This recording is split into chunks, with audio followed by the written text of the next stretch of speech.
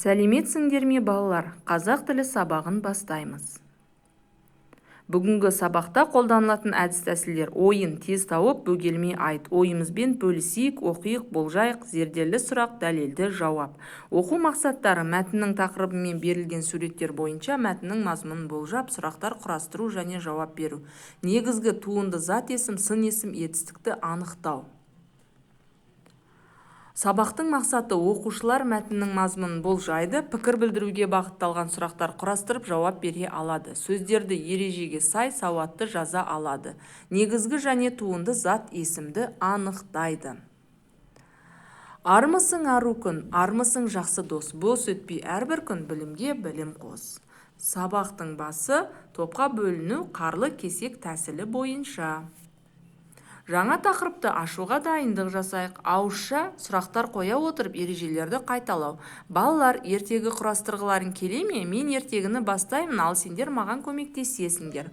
Ертеде бір түбір деген шалдың қосымша деген баласы болыпты. Қосымшаның соңынан ерген екі ұлы болыпты. Олардың біреуі жұрнақ, ал екіншісі жалғау екен. Жалғау жүрген жерінде сөзбен сөзді байланыстырса, жұрнақ болса, жүрген жерінде жаңа сөздер жасап жүреді екен. Сонымен біздің бүгінгі сабағымыз не туралы болады екен? Сөз таптары және негізгі туынды зат есім туралы болады. Күтілетін нәтиже: мәтіннің тақырыбы мен мәтіннің мазмұнын болжаймыз, сұрақтар құрастырамыз және жауап береміз. Негізгі туынды зат есім, сын есім, етістікті анықтаймыз.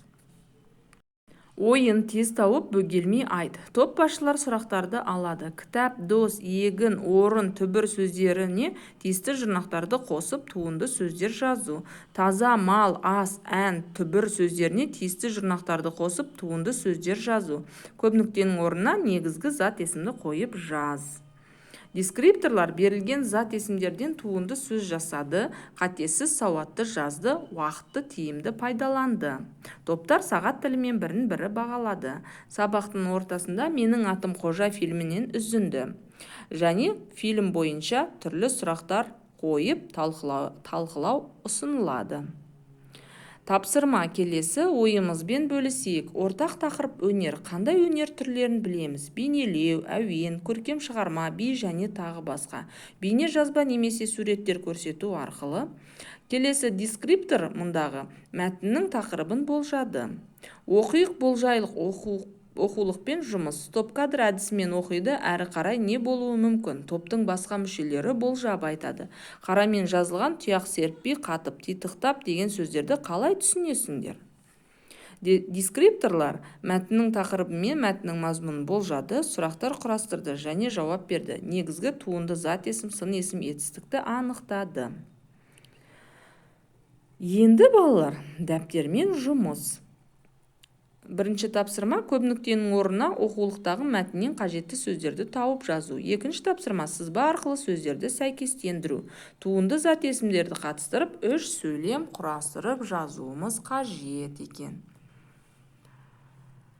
Мұндағы дескриптор мәтіннен қажетті сөздер тауып жазды, сызба арқылы сөздерді сәйкестендірді. Туынды зат есімдерді қатыстырып, үш сөйлем құрап жазды және бір-бірін бағалау ұсынылады. Бүгінгі сабақта мәтіннің мазмұнын болжадық па? Тақырыпқа байланысты сұрақтар құрастырып, оған жауап бере алдық па? Негізгі және туынды зат есімді анықтай алдық па?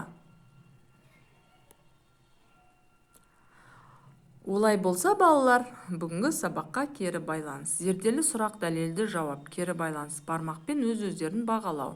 Сабақтан қандай әсер алдыңдар балалар? Сабақ барысында қандай қиындықтар туындады? Қай тапсырма орындауға қызық болды?